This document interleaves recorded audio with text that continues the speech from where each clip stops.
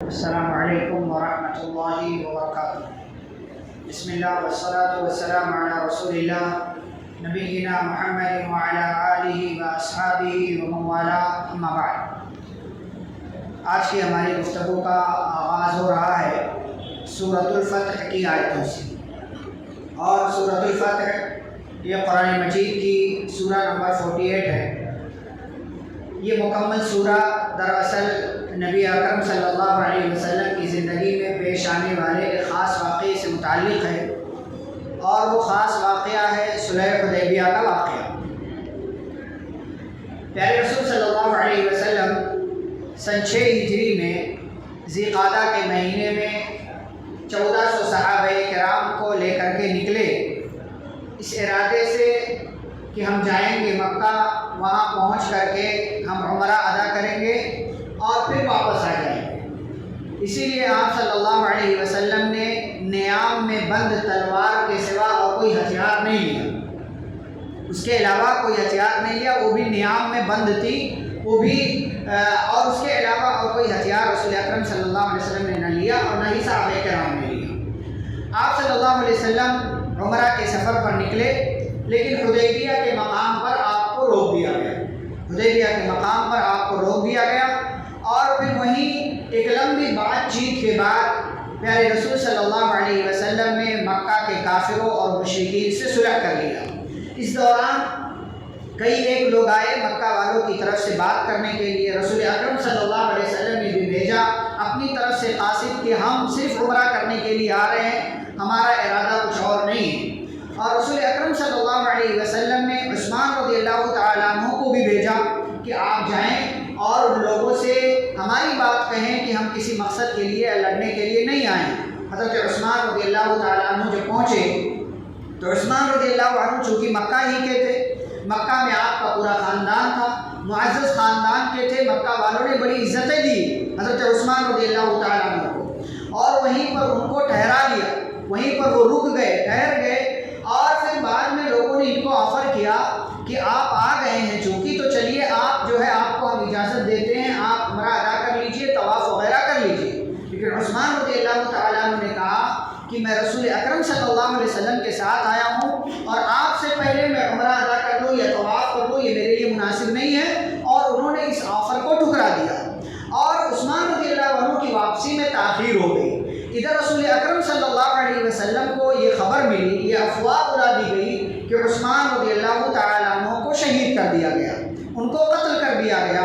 اسی لیے نبی اکرم صلی اللہ علیہ وسلم اس درخت کے نیچے بیٹھے جس کا تذکرہ اللہ نے اس سورہ میں کیا ہے، اور اس درخت کے نیچے بیٹھ کر آپ صلی اللہ علیہ وسلم نے صحابہ کرام سے بیعت لیا کہ ہم عثمان رضی اللہ عنہ کے قتل کا بدلہ مشرکین سے لیں گے، کافروں سے لیں گے۔ اسی بیعت کو بیعت رضوان کہا جاتا ہے، لقد رضی اللہ عن المؤمنین۔ اور اس بیعت میں جو لوگ شریک ہوئے ان تمام صحابہ سے اللہ رب العالمین راضی ہو گیا اور ان کے تعلق سے اپنی رضا کا اعلان کیا۔ بہرحال بعد میں یہ خبر جھوٹی ثابت ہوئی، اور عثمان رضی اللہ تعالیٰ عنہ حفاظت کے ساتھ صحابہ کرام سے آ کر کے مل گئے، رسول اکرم صلی اللہ علیہ وسلم سے ملاقات ہو گئی۔ اور پھر ان لوگوں کی طرف سے یعنی کافروں کی طرف سے عروہ بن مسعود ثقفی بھی آئے تھے جو اس وقت مسلمان نہیں تھے، اور جب آ کر کے رسول اکرم صلی اللہ علیہ وسلم سے ملاقات کی، بات چیت ہوئی، اور جب واپس گئے تو انہوں نے مکہ کے کافروں کے سامنے بات رکھی، کہا کہ دیکھو میں بڑے بڑے بادشاہوں کے دربار میں گیا ہوں، میں ایران کے بادشاہ کے دربار میں گیا، روم کے بادشاہ کے دربار میں گیا، حبشہ کے بادشاہ کے دربار میں گیا، لیکن واللہ میں نے وہاں کے بادشاہوں کے بارے میں یہ نہیں دیکھا کہ وہاں کے لوگ، وہاں کی رعایا، وہاں کی عوام ان کی اتنی عزت کرتی ہو جتنی عزت محمد کے صحابہ محمد کی کرتے ہیں صلی اللہ علیہ وسلم۔ کہا کیا دیکھا تم، کس بنیاد پر یہ بات کہتے ہو؟ کہنے لگے حضرت عروہ بن مسعود ثقفی رضی اللہ عنہ جو اس وقت مسلمان نہیں تھے، کہنے لگے کہ میں نے دیکھا کہ وہ لوگ جب بات کرتے ہیں تو اپنی آنکھ اپنے نبی سے نہیں ملاتے، اور وہ لوگ جب ان کے نبی وضو کرتے ہیں تو اپنے نبی کے وضو سے بچنے والے پانی، گرنے والے پانی کو زمین پر گرنے نہیں دیتے، ان کے منہ سے نکلنے والے لعاب کو اپنے ہاتھوں پر روک کر اپنے جسموں پر مل لیا کرتے ہیں، اور جب ان کے نبی ان سے بات کرتے ہیں تو وہ سراپا اطاعت گزار بن کر کے سنتے ہیں اور ایسا لگتا ہے کہ ان کے سروں پر پرندے بیٹھے ہیں کہ انہوں نے حرکت کر دیا وہ اڑ جائیں گے۔ یہ کیفیت حضرت عروہ بن مسعود ثقفی رضی اللہ تعالیٰ عنہ نے بتائی، اور پھر بعد میں جا کر کے وہ مسلمان بھی ہوئے اور ان کا نام صحابہ کی لسٹ میں شامل ہوا۔ تو یہ پیارے نبی صلی اللہ علیہ وسلم کی عظمت تھی، عزت تھی جو صحابہ کرام دیا کرتے تھے۔ ایسے ہی اسی موقع سے بیعت ہونے سے پہلے سہیل نام کے ایک بندے کافروں کی طرف سے ان کو بھیجا گیا، اور جب وہ آئے اور آپ صلی اللہ علیہ وسلم کو یہ خبر ملی کہ سہیل آ رہے ہیں اب بات کرنے کے لیے، تو آپ نے فرمایا صحابہ سے خوش ہو جاؤ، اب تمہارا معاملہ آسان کر دیا گیا ہے۔ سہیل کا مطلب ہوتا آسانی، سہیل کا مطلب ہوتا آسانی۔ تو نبی صلی اللہ علیہ وسلم نے ان کے نام سے نیک فال لیا، ان کے نام سے اچھا فال لیا کہ ان کا آنا ہمارے لیے مبارک ہوگا اور ہمارا کام آسان ہو جائے گا۔ شریعت کی تعلیم یہ ہے کہ آپ نیک فال تو لے سکتے ہیں لیکن برا فال نہیں لے سکتے۔ بدشگونی جس کو ہم بولتے ہیں، بدشگونی نہیں لے سکتے ہیں، خیر شگونی آپ لے سکتے ہیں کہ کسی سے اچھا شگون آپ لیں، لیکن اس میں بھی ظاہراً دیکھ کر کے آپ لیں گے، کسی کی ذات کے تعلق سے آپ فیصلہ نہیں کر دیں گے۔ ان کا نام سہیل تھا اور سہل کا مطلب آسانی ہوتی ہے، تو اس سے نبی صلی اللہ علیہ وسلم نے ایک جو ہے اچھی چیز لی اور اپنے لیے اسے خوش آئند سمجھا۔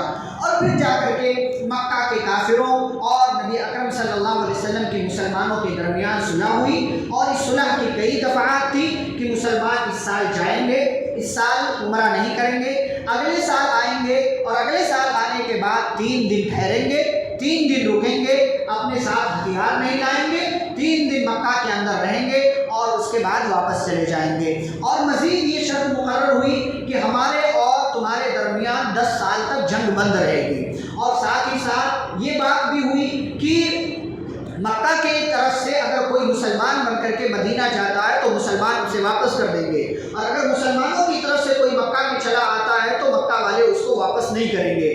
بظاہر اس بیعت کے اندر جو اس صلح کے اندر جو صلح ہوئی، اس صلح میں بظاہر ایسا لگا کہ نبی صلی اللہ علیہ وسلم دب کر کے صلح کر رہے ہیں، اسی لیے بعض صحابہ ناراض بھی تھے، حضرت عمر رضی اللہ تعالیٰ عنہ وغیرہ ناراض بھی تھے کہ نبی ایسا کیسے، آج ہم طاقت میں ہیں، ہم تھوڑے مضبوط ہو گئے، اتنا دب کر کے صلح کرنے کی کیا ضرورت، اتنا دب کر کے صلح کرنے کی کوئی ضرورت نہیں۔ لیکن نبی صلی اللہ علیہ وسلم دور اندیش تھے، آپ عقل و فہم کے مالک تھے، آپ صلی اللہ علیہ وسلم دور دیکھ رہے تھے کہ اس کا نتیجہ آج نہیں تو کل اچھا ضرور آئے گا، اور بیعت صلح ہو گئی، صلح کے دفعات اور پوائنٹس لکھے جا چکے، اور مسلمان وہیں سے مدینہ واپس آ گئے، آگے نہیں بڑھے۔ اور پھر اللہ رب العالمین نے قرآن مجید کی یہ سورہ نازل کی، اور سورہ نازل کر کے کہا انا فتحنا لک فتحا مبینا، اے نبی صلی اللہ علیہ وسلم ہم نے آپ کو فتح مبین عطا کیا ہے، واضح کامیابی سے ہم نے آپ کو نوازا ہے۔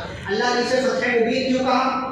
اس لیے کہ اس صلح کی وجہ سے مسلمانوں کے لیے خیر کے، برکت کے، فتح کے، جیت کے دروازے کھلے، 10 سال کے لیے جنگ بند ہو گئی، تو نبی صلی اللہ علیہ وسلم کو کھل کر کے دعوت و تبلیغ کرنے کا موقع ملا۔ اسی لیے آپ نے صلح حدیبیہ کے بعد ہی ایران، روم، حبشہ اور اسی طریقے سے مصر، عمان اور دیگر علاقوں میں خطوط اور لیٹر روانہ کیے، اور ساتھ ہی ساتھ آپ صلی اللہ علیہ وسلم کو کھلے طور سے مدینہ اور اس کے آس پاس کے علاقوں میں جا کر کے دعوت و تبلیغ کرنے کا موقع ملا، اور پھر یہیں سے فتح مکہ کی بنیاد بھی پڑی کہ 10 سال کے لیے جنگ بند کرنے کا اعلان کیا گیا تھا، صلح ہوئی تھی، لیکن پھر مکہ والوں کی طرف سے ہی ایک قبیلے نے غداری کی اور مسلمانوں کے ایک ساتھی، ایک حلیف قبیلے پر حملہ کر دیا۔ اس کے نتیجے میں فتح مکہ ہوئی، مسلمانوں نے 10,000 کا لشکر لے جا کر کے مکہ پر حملہ کرنے کا پلان بنایا، اور پھر اس کے بعد اللہ کی مرضی اور اس کے حکم سے مکہ فتح ہو گیا۔ مکہ فتح ہونے کی بنیاد کہاں پڑی؟ اسی صلح حدیبیہ کے موقع سے، اسی لیے اللہ رب العالمین نے صلح حدیبیہ کو فتح مبین کہا ہے، اور اس کی پوری باتیں اللہ رب العالمین نے اس سورہ کے اندر بیان کیا ہے۔ ساتھ ہی ساتھ اللہ رب العالمین نے رسول اکرم صلی اللہ علیہ وسلم کو ایک خواب بھی دکھایا تھا۔ وہ خواب یہ ہے کہ آپ صلی اللہ علیہ وسلم مسجد حرام میں داخل ہو رہے ہیں، امن و امان کے ساتھ داخل ہو رہے ہیں، کسی قسم کی کوئی پابندی نہیں، کوئی چھیڑ خانی نہیں، اور کچھ صحابہ ایسے ہیں جو اپنا حلق کروا رہے ہیں، کچھ ایسے ہیں جو اپنے بال کٹوا رہے ہیں۔ اللہ رب العالمین نے خواب دکھایا، اور یہ خواب کو سچا ہونا تھا، صلح حدیبیہ کے موقع سے روکے گئے، لیکن اگلا سال جب آیا سن 7 ہجری وعدے کے مطابق صلح کے مطابق آپ صلی اللہ علیہ وسلم انہی 1400 صحابہ کو لے کر کے گئے اور آپ نے عمرہ ادا کیا، 3 دن تک رہے اور اس کے بعد پھر مدینہ آپ واپس آ گئے۔ تو یہ صلح حدیبیہ ہے اور اس کی مختصر تاریخ ہے۔ اس سورہ کے آخر میں اللہ رب العالمین نے صحابہ کرام کی فضیلت بیان کی، فرمایا محمد الرسول اللہ، محمد صلی اللہ علیہ وسلم اللہ کے رسول ہیں، والذین معہ اور جو ان کے ساتھ ہیں یعنی صحابہ کرام، اشداء علی الکفار کافروں پر سخت ہیں، رحماء بینہم آپس میں نرم ہیں، تراہم رکعا سجدا ان کی ایک خوبی یہ ہے کہ جب انہیں دیکھو گے عبادت میں مشغول پاؤ گے، اور عبادت کا سب سے اعلیٰ درجہ کیا ہے؟ بندہ جھکے، بندہ سجدے میں چلا جائے۔ اسی لیے صحابہ کرام کی عبادتوں کا جب تذکرہ کیا تو صرف رکوع اور سجدے کا تذکرہ کیا، فرمایا تراہم رکعا سجدا یبتغون فضلا من اللہ ورضوانا، وہ اللہ کا فضل مانگتے ہیں، اللہ کی خوشی مانگتے ہیں، اسی کو تلاش کرتے ہیں۔ اس کے بعد فرمایا سیماہم فی وجوہہم من اثر السجود، اور یہ صحابہ نبی کے ساتھی اتنے عظیم ہیں، اتنے نیک ہیں کہ ان کے چہرے سے اندازہ لگا لو گے کہ ہاں بڑے پارسا، بڑے بہترین، بڑے پاک دامن اور بڑے نیک لوگ ہیں، ان کے چہروں سے اندازہ لگا لو گے۔ اور ان کی یہ مثال تورات میں بھی بیان کی گئی ہے، انجیل میں بھی بیان کی گئی ہے، قرآن میں بھی اللہ نے ان کا تذکرہ کیا، اور یہی وہ جماعت ہے جن سے اللہ نے نیکی کا، مغفرت کا اور بہت بڑے ثواب کا وعدہ کر رکھا ہے۔ اور صحابہ کرام کی اس سے بڑی فضیلت کیا ہوگی کہ اللہ نے کہا رضی اللہ عنہم ورضوا عنہ، اللہ ان سے راضی اور وہ اللہ سے راضی ہو گئے۔ ہم اللہ سے راضی ہیں ہمیں معلوم ہے، لیکن اللہ ہم سے راضی ہے کہ نہیں ہے ہمیں نہیں معلوم۔ لیکن صحابہ کی جماعت وہ جماعت ہے کہ سب کو معلوم ہے کہ صحابہ اللہ سے راضی تھے اور اللہ بھی صحابہ کرام سے راضی تھا۔ اس کے بعد سورہ نمبر 49 سورۃ الحجرات کا آغاز ہوتا ہے، اور یہ وہ سورہ ہے کہ جس سورہ کی باتیں ایک سماج کو بہترین بنانے میں بہت بڑا رول پلے کرتی ہیں، بہت بڑا کردار ادا کرتی ہیں۔ اس سورہ کے اندر اللہ نے سماج کو بہترین بنانے کے نسخے بیان کیے ہیں۔ کیا فرمایا؟ یا ایھا الذین آمنوا لا تقدموا بین یدی اللہ ورسولہ، فرمایا دنیا کے حساب سے کوئی کتنا عظیم کیوں نہیں ہو، کسی کا کتنا اونچا مقام کیوں نہ ہو، لیکن اس کی بات، اس کا مقام اللہ اور اس کے رسول صلی اللہ علیہ وسلم کے مقام سے، بات سے، ان کی جو ہے ان کے فرامین سے آگے مت بڑھاؤ۔ اللہ اور اس کے رسول صلی اللہ علیہ وسلم سے آگے مت بڑھو، یعنی نہ خود بڑھو اور نہ کسی کی بات کو اللہ اور اس کے رسول کی بات سے آگے بڑھاؤ۔ یہ پہلی بات۔ دوسری بات فرمایا یا ایھا الذین آمنوا لا ترفعوا اصواتکم فوق صوت النبی، فرمایا اے ایمان والو اپنی آواز کو نبی کی آواز سے اونچی مت کرو، نبی کی آواز سے اونچی مت کرو۔ یہ آیت کریمہ نازل ہوئی، حضرت ثابت بن قیس بن شماس رضی اللہ تعالیٰ عنہ صحابی ہیں اور خطیب رسول کے نام سے جانے جاتے ہیں۔ خطیب رسول یعنی نبی صلی اللہ علیہ وسلم کے خطیب تھے۔ جب نبی کو کوئی بات اپنی طرف سے کہلوانی ہوتی تھی کسی صحابی سے تو انہی کو کہتے تھے کہ ثابت اٹھو اور میری طرف سے بولو۔ ثابت بن قیس بن شماس خطیب رسول ہیں، آواز ذرا اونچی تھی، ذرا اونچی آواز میں بولتے تھے، فطری اعتبار سے آواز اونچی تھی۔ جب یہ آیت کریمہ نازل ہوئی کہ اللہ نے کہا ایمان والو اپنی آواز کو نبی کی آواز سے اونچی مت کرو، تو ثابت جو ہے اپنے گھر میں بند ہو گئے۔ ان کو یہ لگا کہ میرا عمل برباد ہو گیا، میری آواز تو بہت اونچی ہے، نبی کی آواز سے اونچی میری آواز ہو جاتی ہے۔ ان کو یہ بات بڑی تکلیف دہ محسوس ہوئی کہ آج تک میں تو اتنی اونچی اونچی آواز میں بات کر رہا تھا اور اللہ نے کہا اپنی آواز نبی کی آواز سے اونچی مت کرو۔ رسول اکرم صلی اللہ علیہ وسلم نے محسوس کیا ثابت نظر نہیں آتے، صحابہ سے پوچھا ثابت کہاں ہے؟ کہا تو وہ اپنے گھر میں بند ہو گئے۔ پیارے رسول صلی اللہ علیہ وسلم نے بلایا اور بلانے کے بعد آپ صلی اللہ علیہ وسلم نے فرمایا نہیں، یہ تم اس شمار میں نہیں ہو، تم اس لسٹ میں نہیں ہو، کیونکہ تمہاری آواز فطری اعتبار سے اونچی ہے۔ لیکن جو لوگ بے ادبی کے ساتھ، جو لوگ جان بوجھ کر کے نبی کی آواز سے اپنی آواز کو اونچی کرتے ہیں، اونچی آواز میں آ کر کے نبی سے بات کرتے ہیں، جیسے کہ کچھ اعرابی آئے اور وہ باہر کھڑے رہ گئے، نبی کے آرام کا وقت تھا تو ان لوگوں نے کہا یا محمد باہر نکلیے، ہمیں آپ سے بات کرنی ہے، صلی اللہ علیہ وسلم دیہاتی تھے۔ تو اللہ نے فرمایا، پیارے رسول صلی اللہ علیہ وسلم نے ذکر کیا ثابت سے کہ نہیں تمہارا نام نہیں ہے، تم اس لسٹ میں نہیں آتے ہو، تمہاری آواز تو فطری اعتبار سے اونچی ہے، موقع محل بات ان لوگوں کے تعلق سے ہو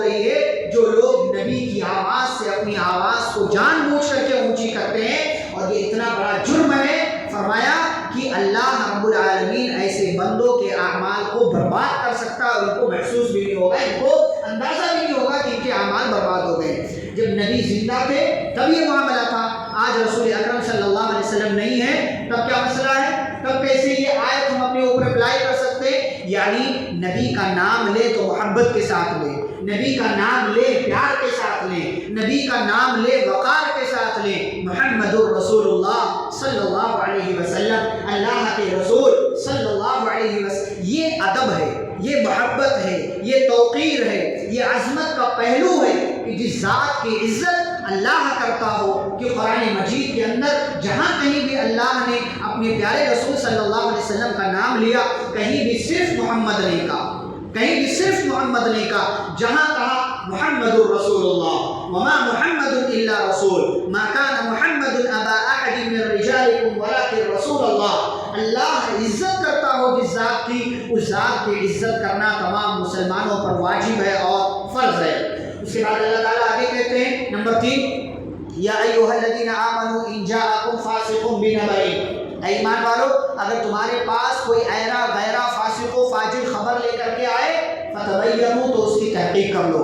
یہ آیت آج کے دور میں زیادہ واضح طریقے سے سمجھ میں آتی ہے۔ ہمارے ہاں لوگوں کو ایک میسج ملا، فوراً فارورڈ کرتے، شیئر کرتے، یہاں وہاں جو ہے ٹرانسفر کرتے، بھیجتے، کوئی بھی کہیں بھی اس سے خبر آئی، واٹس ایپ میں آ رہی، فیس بک میں آ رہی ہے، کہ انسٹاگرام پہ، کہ ٹویٹر پہ، بنا تحقیق کیے ہم جو ہے وہ خبر بھیجتے۔ ویڈیو کوئی شیئر ہو گئی، اس میں کسی کو مارا جا رہا ہے، کہتے دیکھو فلاں جگہ فساد پھیل گیا ہے، فلاں جگہ بگاڑ، فلاں جگہ فتنہ پھیل گیا۔ وہ ویڈیو 5 سال پہلے کی ہوتی، کسی نے چیک نہیں کیا، وہ بھیج دیا کسی نے، جذبات میں آ کر کے سارے لوگ شیئر کر۔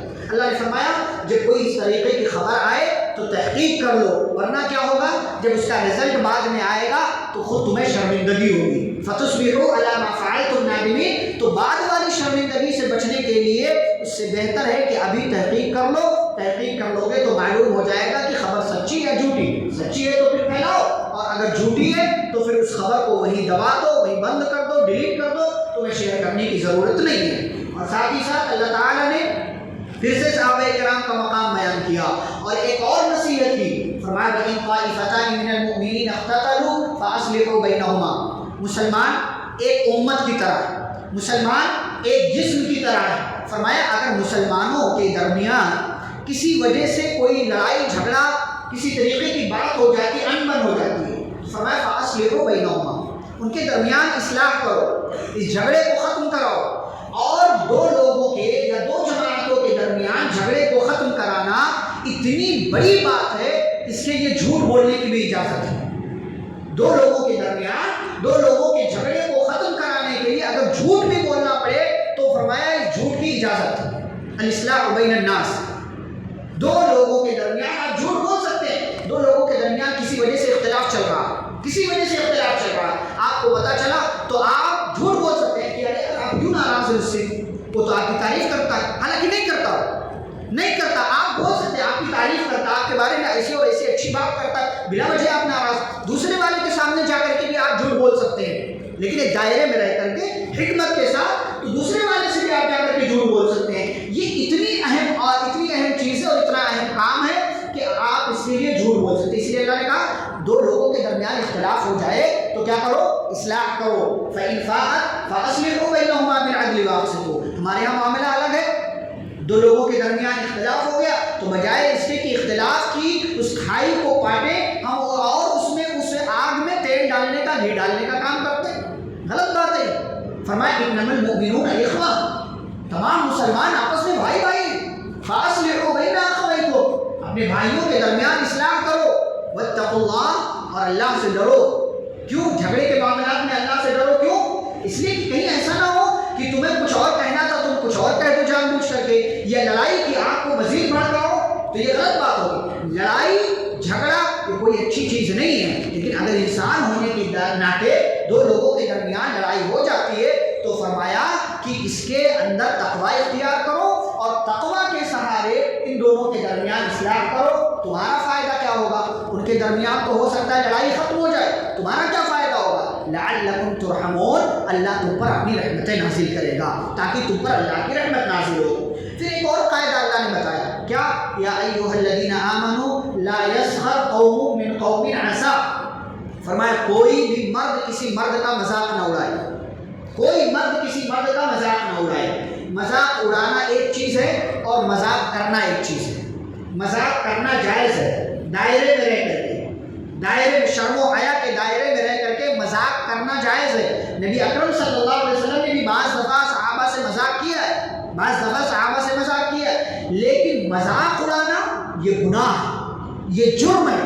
آپ کسی کا مذاق اڑائیں، کسی کی کسی بھی چیز کو لے کر کے آپ مذاق اڑائیں، یہ جرم ہے۔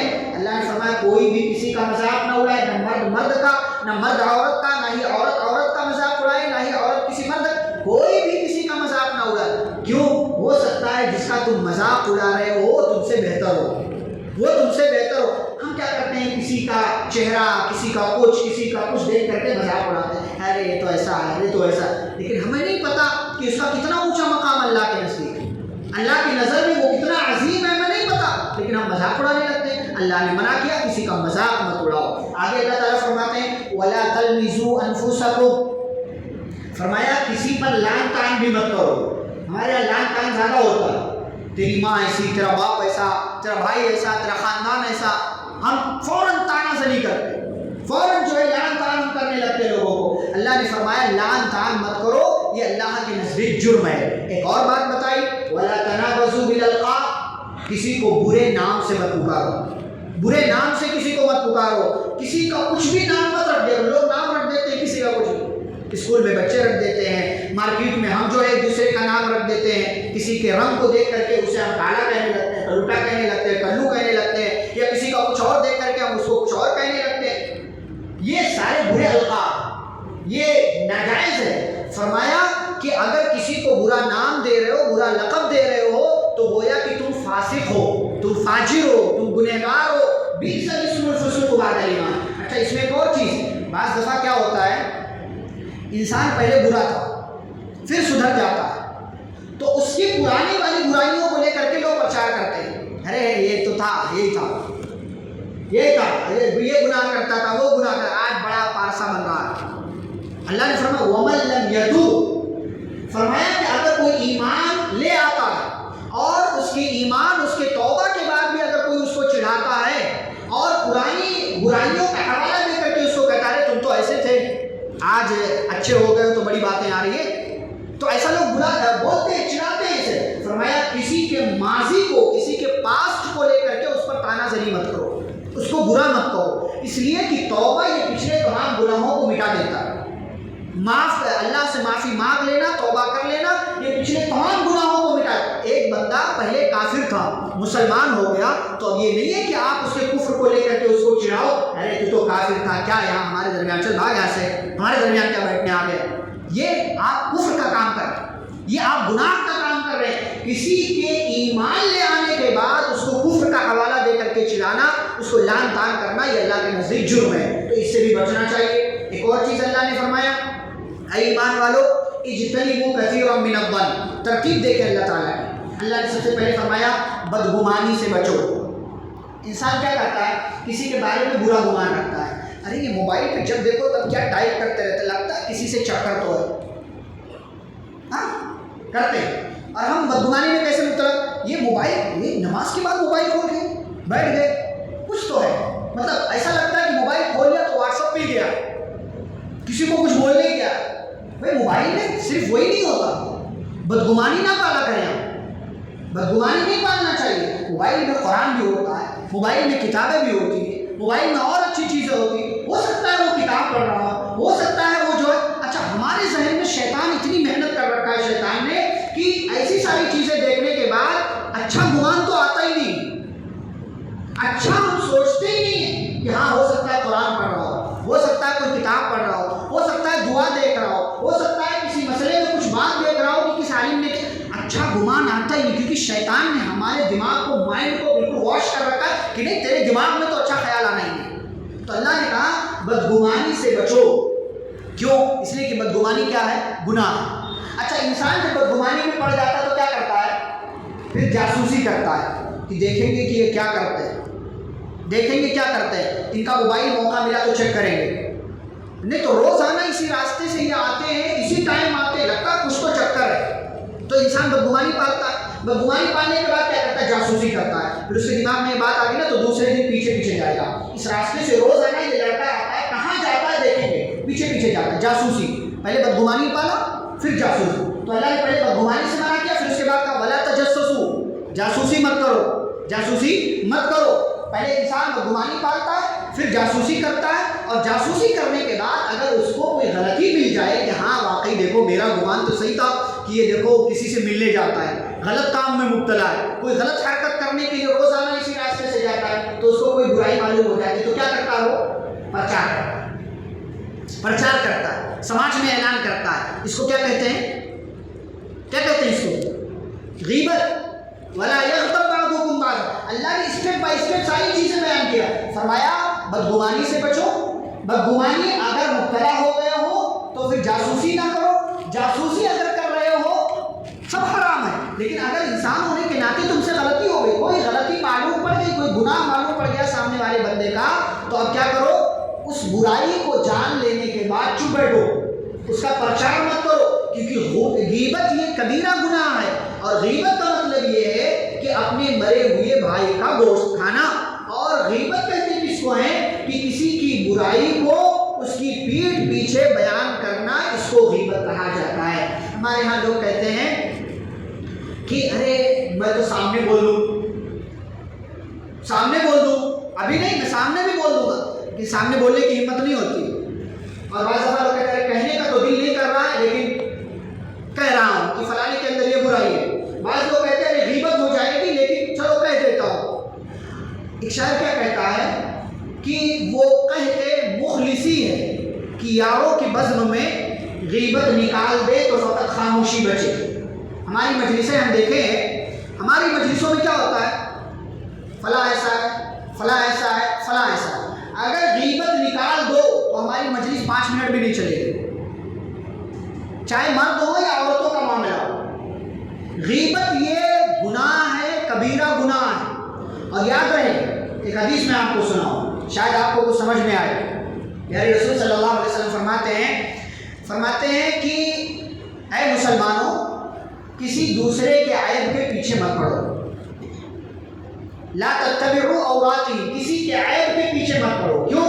فَإِنَّهُ مَن يَتَّبِعْ عَوْرَاتِهِمْ يَتَّبِعُ اللَّهُ عَوْرَتَهُ، کیونکہ تم کسی کے عیب کے پیچھے پڑو گے تو اللہ تمہارے عیب کے پیچھے پڑ جائے گا، اور اللہ جب تمہارے عیب کے پیچھے پڑے گا تو کیا کرے گا، يَفْضَحُهُ فِي بَيْتِهِ، اللہ تمہارے گھر میں تم کو ذلیل و رسوا کر کے رکھ دے گا۔ اس کی مثال آپ دیکھیں کیسے دیکھتے ہیں آپ، مثال اس کی، ایک بندہ ہے اپنے آپ میں بہت نیک ہے لیکن دوسروں کی برائی میں ہے، دوسروں کی برائی کے پیچھے لگا رہتا ہے، دوسروں کا عیب ٹٹولتا ہے، تو جانتے کیا ہوتا ہے، ایک دن اسی دوسرے کے عیب کے پیچھے پڑنے کی وجہ سے اللہ اس بندے کے گناہ کو، وہ گناہ جو اس کے علاوہ کسی اور کو معلوم نہیں تھا، سماج و معاشرے میں اس کا منہ کالا کر کے اللہ رکھ دیتا ہے۔ کیوں؟ کیونکہ یہ دوسرے کے عیب کے پیچھے پڑا تھا۔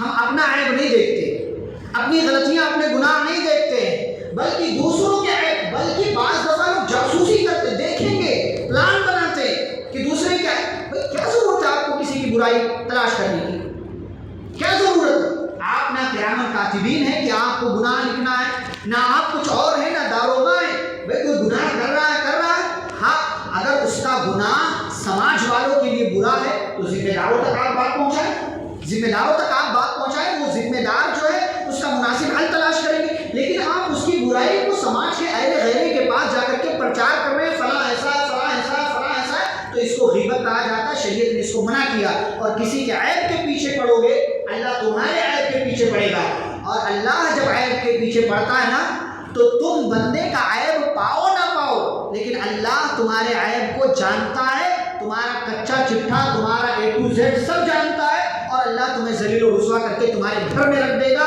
اور تمہاری عزت بالکل نیلام ہو کر کے رہ جائے گی، اور کسی کام کے تم سماج و معاشرے میں نہیں رہ پاؤ گے۔ اس کے بعد اللہ تعالیٰ ایک اہم چیز بتاتے ہیں، فرمایا یا ایھا الناس انا خلقناکم من ذکر و انثی، اے لوگو ہم نے تمہیں ایک مرد اور ایک عورت سے پیدا کیا اور تمہیں مختلف قبیلوں میں خاندانوں میں بانٹ دیا۔ کیوں بانٹا؟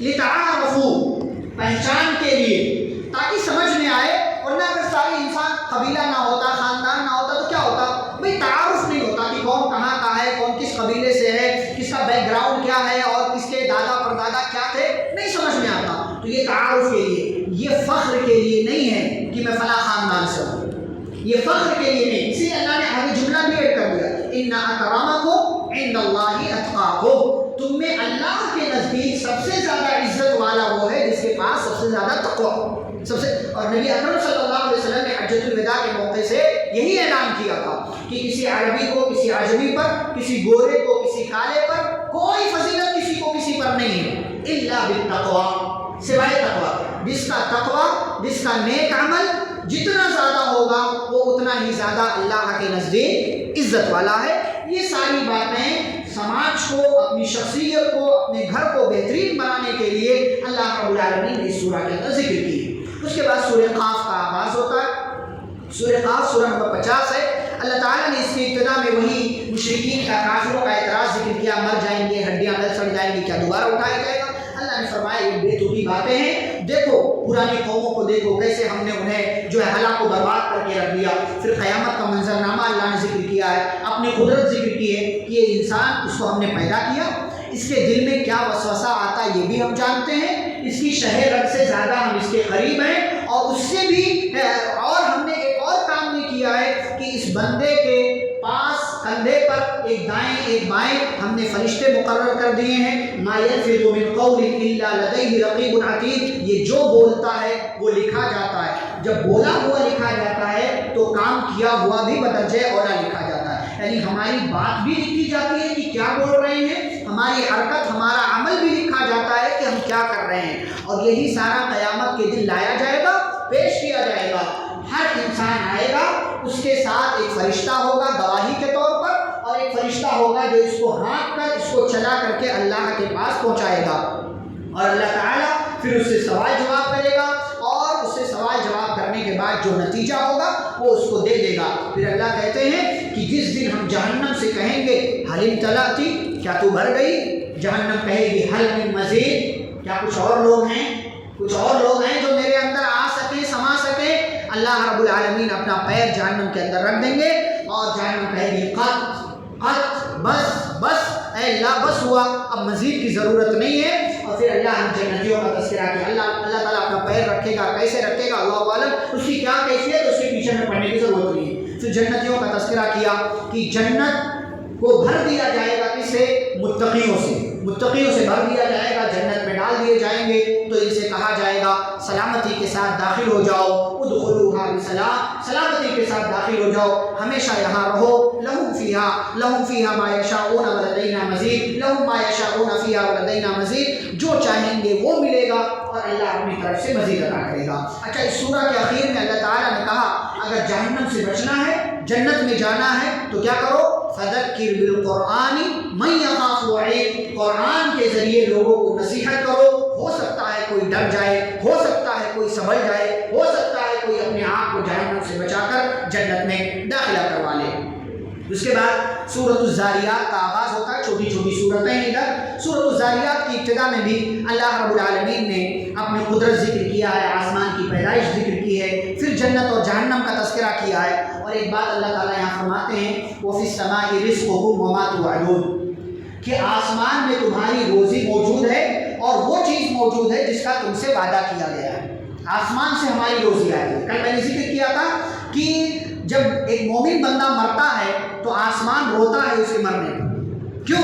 کیونکہ آسمان سے اس کی جو روزی آ رہی تھی وہ روزی کا دروازہ بند ہو جاتا ہے، تو اس سے آسمان کو تکلیف ہوتی ہے، وہ روتا ہے۔ تو یہاں پر اللہ تعالیٰ نے کہا کہ آسمان میں تمہاری روزی موجود ہے، اور اللہ نے یہ بھی کہا فَوَرَبِّ السَّمَاءِ وَالْأَرْضِ، آسمان اور زمین کے رب کی قسم، اللہ اپنی قسم کھا کر کے کہہ رہا ہے اِنَّهُ لَحَقٌّ، یہ بات ایسے ہی سچی ہے، یعنی آسمان میں تمہاری روزی ہے، اور وہ چیز ہے جس کا تم سے وعدہ کیا گیا ہے، یعنی جنت یا جہنم۔ تو فرمایا آسمان میں وہ چیز بھی موجود ہے جس کا تم سے وعدہ کیا گیا ہے، اور اور یہ بات ایسی ہی سچی ہے کہ جیسے تم بولتے ہو اور تمہارے بولنے میں تمہیں شک نہیں ہوتا ہے. یہ یقینی بات ہے، جیسے میں ابھی بول رہا ہوں آپ سن رہے ہیں، اس میں کوئی شک نہیں ہے. ایسے ہی آسمان میں ہماری روزی موجود ہے، کوئی شک نہیں ہے. ایسے آسمان میں اللہ نے جو ہم سے وعدہ کیا وہ موجود ہے، اس میں کوئی شک نہیں ہے.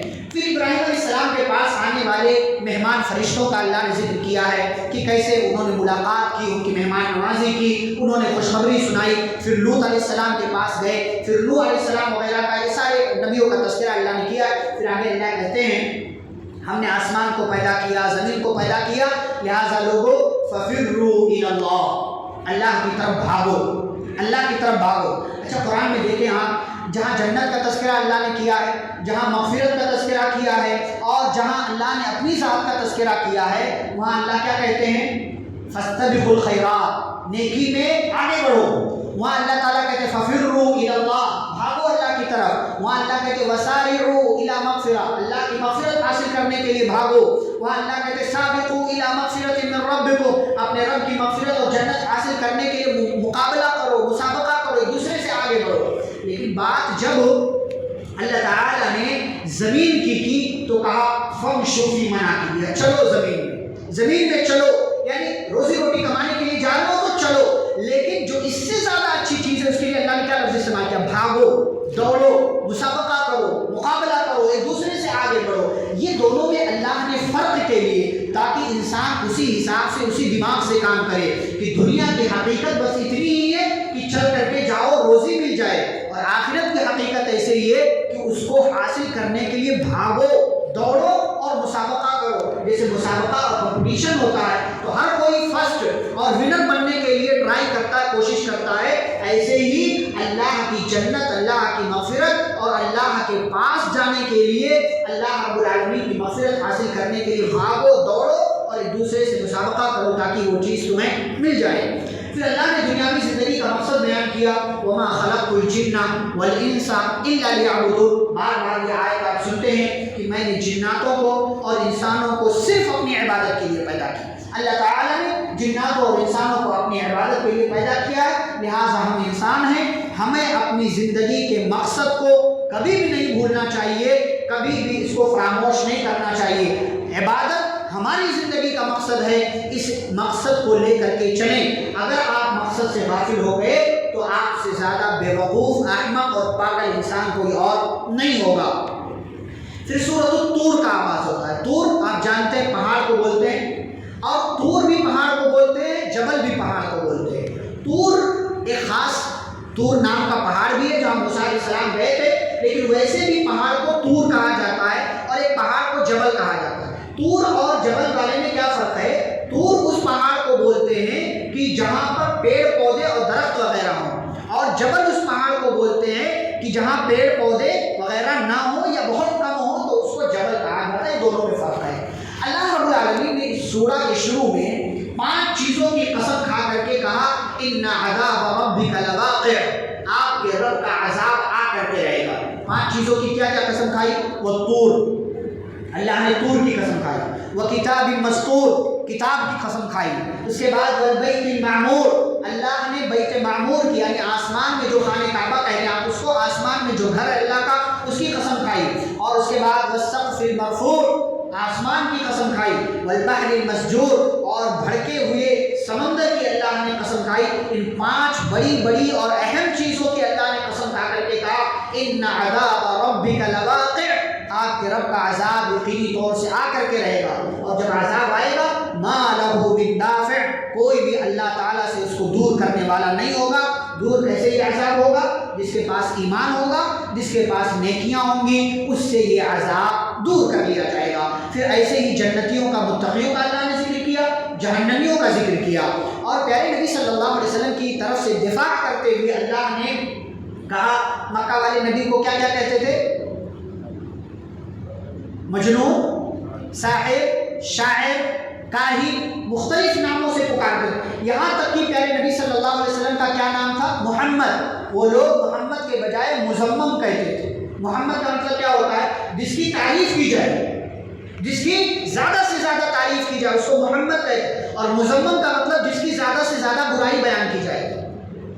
تو مکہ والے محمد کے بجائے مزمم کہتے تھے، اور ابو لہب کی بیوی کہتی تھی مزممن عصینا، یہ محمد نہیں، یہ مزمم ہے، ہم اس کی نافرمانی کرتے ہیں۔ تو صحابہ کہتے تھے اللہ کے نبی یہ لوگ آپ کو محمد کے بجائے مزمم کہتے ہیں۔ تو نبی کہتے تھے نہیں، مجھے تھوڑی کہتے ہیں یہ مزمم، میرا نام تو محمد ہے، یہ کسی اور کو کہتے ہوں گے۔ اللہ تعالیٰ نے آپ کی طرف سے ڈیفینس کیا اور فرمایا فذکر، اے نبی آپ نصیحت کیجیے، آپ اپنا کام کیجیے۔ فما انت بنعمت ربک بکاہن ولا مجنون، نہ آپ کاہن ہیں، نہ آپ جو ہے مجنون ہیں، نہ آپ شاعر ہیں۔ قل تربصوا، اگر یہ ایمان نہیں لا رہے تو ان سے کہو انتظار کرو، بہت جلد میرا رب تمہارے اوپر عذاب لے کر کے آئے گا۔ اور اگر انہیں قرآن کے بارے میں شک ہے فَلْيَأْتُوا بِحَدِيثٍ مِثْلِهِ إِن كَانُوا صَادِقِينَ، تو ان سے کہہ دیجیے اگر یہ سچے ہیں تو کوئی ایک آیت لا کر کے قرآن جیسی پیش کر دے اگر اپنے دعوے میں سچے ہیں، بلکہ یہ جھوٹے ہیں۔ اور اللہ نے کہا ان کو ڈھیل دے دو اور بہت جلد ہم ان کو عذاب میں ڈالنے والے ہیں۔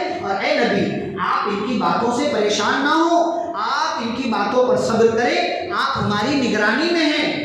بس ایک کام کریں آپ کہ آپ صبح شام رات کے وقت اللہ کی تسبیح بیان کریں، وَمِنَ اللَّيْلِ فَسَبِّحُهُ وَإِدْبَارَ النُّجُومِ، اللہ کی تسبیح بیان کریں صبح کے وقت بھی اور شام کے وقت بھی۔ پھر سورۃ النجم کا آغاز ہوتا ہے، سورہ نمبر 53۔ نجم کا مطلب ستارہ، اسٹار۔ اللہ تعالیٰ نے پہلی آیت میں ستارے کی قسم کھا کر کے کہا وَالنَّجْمِ إِذَا هَوَىٰ مَا ضَلَّ صَاحِبُكُمْ، یہاں بھی اللہ تعالیٰ ڈیفینس کر رہے ہیں۔ مکہ والے نبی صلی اللہ علیہ وسلم کو پاگل کہتے راستہ بھٹک گیا ہے، باپ دادا کا دین چھوڑ دیا اس نے، تو اللہ نے کہا مَا ضَلَّ صَاحِبُكُمْ وَمَا غَوَىٰ، کیا لفظ استعمال کیا؟ صاحبکم، بھئی یہ تمہارا اپنا بندہ ہے، تمہارا کہیں باہر سے نہیں آیا کہ جس کو نہیں جاتا، یہ تمہارا اپنا بندہ ہے، تو تمہارا یہ ساتھی نہ گمراہ ہوا ہے نہ ہی بھٹکا ہے۔ وَمَا يَنطِقُ عَنِ الْهَوَىٰ، اور بات ایسی ہے کہ نہ یہ اپنی طرف سے بھی کچھ نہیں کہتا، یہ ان هُوَ إِلَّا وَحْيٌ يُوحَىٰ، یہ جو بھی بات بولتے ہیں یہ وحی ہوتی ہے، اللہ کی طرف سے وہ بات بولتے ہیں۔ یہ اللہ نے نبی اکرم صلی اللہ علیہ وسلم کی طرف سے ڈیفینس اور دفاع کیا۔ پھر اس کے بعد اللہ تعالیٰ نے معراج وغیرہ کا تذکرہ کیا کہ نبی صلی اللہ علیہ وسلم معراج کے سفر میں گئے، جبریل امین علیہ السلام کو ان کی اصلی شکل میں دیکھا، اور وہاں پر ایک مقام ہے کہ جبریل اس سے آگے نہیں جاتے ہیں، اس کے آگے لیکن نبی اکرم صلی اللہ علیہ وسلم کو جانے کا موقع ملا۔ آپ صلی اللہ علیہ وسلم رب کے سامنے پہنچے لیکن بیچ میں حجاب تھا، پردہ تھا، آپ نے رب کو نہیں دیکھا، اسی لیے آگے اللہ تعالیٰ نے کہا ہے، اور مسلمانوں کا بھی یہی عقیدہ ہے کہ رسول اکرم صلی اللہ علیہ وسلم نے اللہ کو نہیں دیکھا۔ جب یہ آیت کریمہ نازل ہوئی تو بعض صحابہ نے پوچھا اے اللہ کے رسول صلی اللہ علیہ وسلم آپ نے تب تو اللہ کو دیکھا ہوگا؟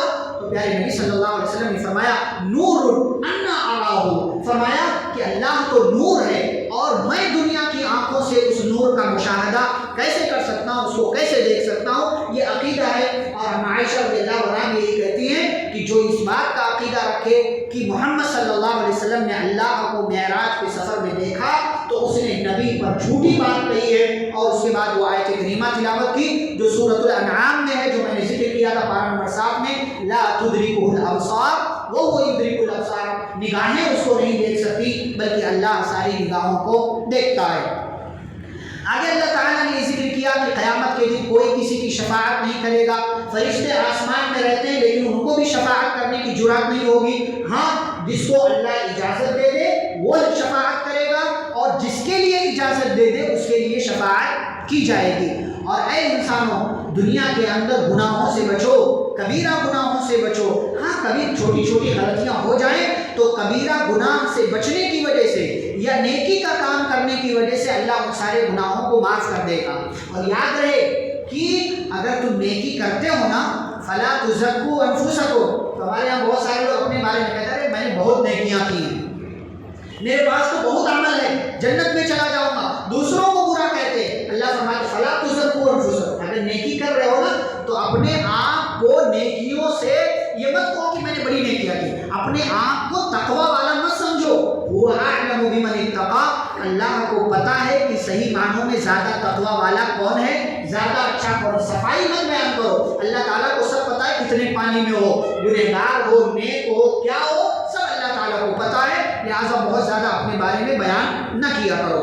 پھر اللہ تعالیٰ نے ایک بات بیان کی، فرمایا انسانوں کو کسی بھی کام کے لیے کوشش کرتے رہنا چاہیے، کوشش کرتے رہنا چاہیے، اس لیے کہ انسان جتنی کوشش کرتا ہے اسی کوشش کے مطابق نتیجہ آتا ہے۔ وَأَن لَيْسَ لِلْإِنسَانِ إِلَّا مَا سَعَىٰ، کہ انسان جتنی کوشش کرے گا وَأَنَّ سَعْيَهُ سَوْفَ يُرَىٰ، تو اس کی کوشش کا پورا بدلہ اس کو دے دیا جائے گا۔ اب ایسا نہیں ہے کہ ایک بندہ محنت تو بہت کرے اور اس کے اعتبار سے کام بھی کرے اور ایگزام میں لکھ کر کے بھی آئے پھر فیل ہو جائے، ایسا تو ممکن نہیں ہے۔ اللہ نے فرمایا جتنی بندہ کوشش کرے گا، جس لیول کی کوشش کرے گا اسی لیول کے مطابق اس کو بدلہ دیا جائے گا۔ یہ اللہ کا قانون ہے، کیونکہ اللہ ظلم نہیں کرتا ہے اور اللہ رب العالمین کسی کی کوشش کو برباد نہیں کرتا ہے۔ اچھا، یہی وہ سورہ ہے، میں نے ذکر کیا تھا اس سے پہلے آپ کو کہ یہ سورہ نازل ہوئی، اور یاد رہے کہ قرآن میں کتنے سجدے ہیں؟ کتنے سجدے ہیں؟ بولے بھائی، 15، 14 نہیں، 15 سجدے ہیں قرآن میں، 15 سجدے ہیں۔ سب سے پہلا سجدہ کس پارے میں؟ سورہ آراف، پارہ 9، پارہ 9 سورہ آراف کی آخری آیت میں۔ اور سب سے آخری سجدہ کہاں ہے؟ سورۃ العلق، اقرأ بسم ربک الذی خلق کی آخری آیت میں۔ اچھا، لیکن سب سے پہلے سجدہ والی کون سی سورت یا آیت نازل ہوئی؟ سورۃ النجم۔ اقرأ کی صرف 5 آیتیں پہلے نازل ہوئی تھی، سورۃ العلق کی صرف 5 آیتیں پہلے نازل ہوئی تھی جو پہلی وحی آئی تھی، اس کے بعد اس سورہ کی بقیہ آیتیں بعد میں نازل ہوئی۔ لیکن پہلی سورہ جو سجدے والی سورہ نازل ہوئی وہ سورۃ النجم ہے، جو سورہ نمبر 53 ہے۔ یہ وہ سورہ ہے، نبی صلی اللہ علیہ وسلم جب یہ سورہ اتری تو آپ مکہ میں خانہ کعبہ میں بیٹھے ہوئے تھے اور مشرکین بھی آپ کے آس پاس بیٹھے ہوئے تھے۔ نبی صلی اللہ علیہ وسلم نے اس کی تلاوت کرنا شروع کیا۔ الفاظ آپ دیکھیں، وَالنَّجْمِ إِذَا هَوَىٰ مَا ضَلَّ صَاحِبُكُمْ وَمَا غَوَىٰ وَمَا يَنطِقُ عَنِ الْهَوَىٰ إِنْ هُوَ إِلَّا وَحْيٌ يُوحَىٰ عَلَّمَهُ شَدِيدُ الْقُوَىٰ۔ آپ پڑھتے چلیں، ایک طرح کے الفاظ، ایک طرح کی ترتیب، ایک طرح کا جو ہے بیلنس پورا۔ آپ کو اگر عربی آتی ہو نا، پڑھنے والا کوئی پڑھ رہا ہو، آپ سنتے جائیں، آپ گویا کہ مدہوش ہوتے چلے جائیں، مسرور ہو جائیں، گویا کہ آپ پر جادو کیا جا رہا ہے۔ نبی پڑھنے لگے، ایک تو نبی کی آواز، اوپر سے قرآن کی آیتیں، اور پھر تیسرے یہ کہ مشرکین عربی جاننے والے نبی پڑھنے لگے، نبی کی آواز نکلی، مشرکین کے کانوں تک پڑی، تمام مشرکین خاموش ہو گئے، سب نے کان لگا کر کے سننا شروع کر دیا، اور نبی پڑھتے جا رہے، پڑھتے جا رہے، پڑھتے جا رہے، آخری آیات تک پہنچے، وَتَضْحَكُونَ وَلَا تَبْكُونَ وَأَنْتُمْ سَامِدُونَ فَاسْجُدُوا لِلَّهِ وَاعْبُدُوا، لوگوں اللہ کے لیے سجدہ کرو، اللہ کی عبادت کرو۔ نبی سجدے میں گئے، پیچھے سارے کے سارے مشرکین جو خانہ کعبہ میں موجود تھے سب کے سب سجدے میں چلے گئے۔ یہ اثر، یہ تاثیر ہے قرآن مجید کی، یہ تاثیر ہے قرآن، اور سارے کے سارے جب سجدے میں گئے ہوش نہیں تھا، اس لیے کہ پورے مسرور ہو چکے تھے قرآن کی تاثیر سے۔ اور جب سارا معاملہ ختم ہوا اور دیگر کافروں کو معلوم پڑا کہ ارے آج تو ہمارے ساتھیوں نے نبی کے محمد کے ساتھ سجدہ کر لیا صلی اللہ علیہ وسلم، تو سارے لوگوں نے لعنت ملامت کرنا شروع کیا، تم لوگوں نے سجدہ کیا، تم ذرا بھی دھیان نہیں دیا، تم لوگ ہمارے ساتھ تھے تو ان لوگوں نے صفائی کرنا شروع کر دیا، ارے نہیں ہم تو بس ایسے ہی کہتے، یہ کیا تھا وہ کیا تھا۔ تو یہ وہ سورہ ہے جو سب سے پہلے سجدے والی سورہ نازل ہوئی، اور پھر نبی صلی اللہ علیہ وسلم نے پڑھا اور تمام مشرکین نے سجدہ کیا۔ آپ دیکھیں مشرکین کیسے مسرور ہوئے، کب مسرور ہوئے؟ جب ان کو عربی آئی، وہ قرآن سے جڑے، قرآن کو سنا، ہمیں بھی قرآن سننا چاہیے، قرآن سمجھنے کی کوشش کرنا چاہیے، تب جا کر کے اس کا اثر ہماری زندگی میں، ورنہ صرف رکھ دینے سے قرآن کے اثر اور قرآن کا اثر اور قرآن کی برکتیں ہماری زندگی میں نہیں آئیں گی۔ آج کی مجلس کی آخری سورہ سورۃ القمر، قمر کا مطلب چاند، قمر کا مطلب چاند، پہلی رات کا چاند ہو تو اس کو ہلال کہتے ہیں۔ کیا کہتے ہیں؟ ہلال، یعنی جیسے ابھی عید کا چاند نکلے گا پہلی رات پہلا دن، اس کو ہلال کہتے ہیں۔ اور جب چاند مکمل ہو جائے تو اس کو کیا بولتے ہیں؟ بدر۔ کیا بولتے ہیں؟ بدر۔ اسی سے وہ والی جو ہے والی نظم ہے نا کہ بولتے ہیں جب نبی مدینہ پہنچے تو لڑکیوں نے استقبال کیا، کیا گا کر کے؟ طلع البدر علینا، حالانکہ وہ روایت صحیح نہیں، طلع البدر علینا، آج ہمارے پاس چاند آ گیا، آج ہمارے پاس چاند آ گیا۔ تو مکمل چاند 14ویں رات کا جو مکمل چاند ہوتا ہے اس کو بدر کہتے ہیں، اور ویسے قمر، ویسے چاند کو کیا کہتے ہیں؟ قمر کہتے ہیں۔ ویسے کوئی بھی چاند ہو، چاہے آج کا ہو، کل کا ہو، پرسوں کا ہو، 28ویں کا ہو، 20ویں کا ہو، جو بھی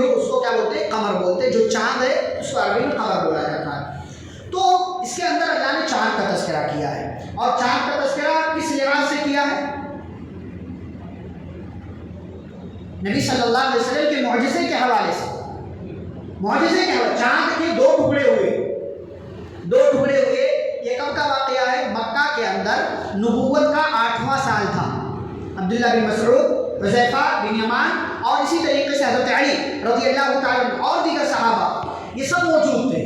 ابو جہل نے اور دیگر کفار مکہ نے کہا کہ اگر آپ نبی ہیں تو آپ یہ چاند کے دو ٹکڑے کر دیں۔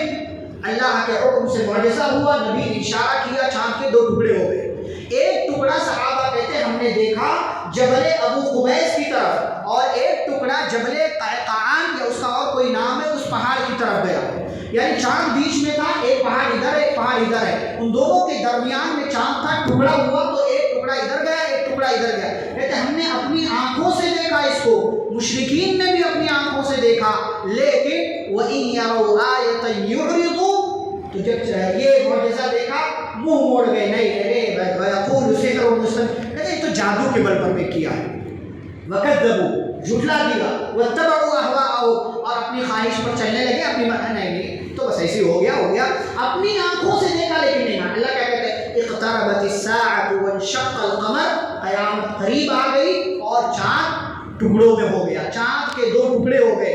اس سے کیا پتا چلا؟ ایک تو قیامت قریب آ رہی ہے، اور دوسرے قیامت کی قربت کی ایک نشانی ہے کہ چاند کے دو ٹکڑے ہوں گے۔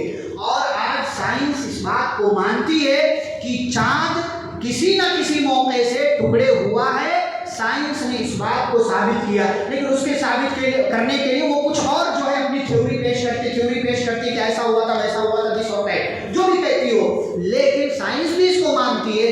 ہمارا کیا عقیدہ ہے؟ قرآن کیا کہتا ہے؟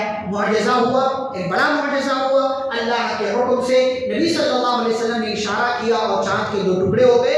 اپنی آنکھوں سے اتنا بڑا معجزہ دیکھنے کے باوجود مکہ کے مشرکین ایمان نہیں لائے، تو اللہ نے کہا چھوڑیے، جیسے یہ ایمان نہیں لائے نا تو اس سے پہلے بہت سے لوگ آئے گئے، نوح کی قوم آئی اور ہود کی قوم آئی، صالح کی قوم آئی، اور اسی موسیٰ علیہ السلام کی قوم آئی، اور لوط علیہ السلام، یہ ساری قومیں آئیں، اور سب نے کیا کیا؟ کذبت،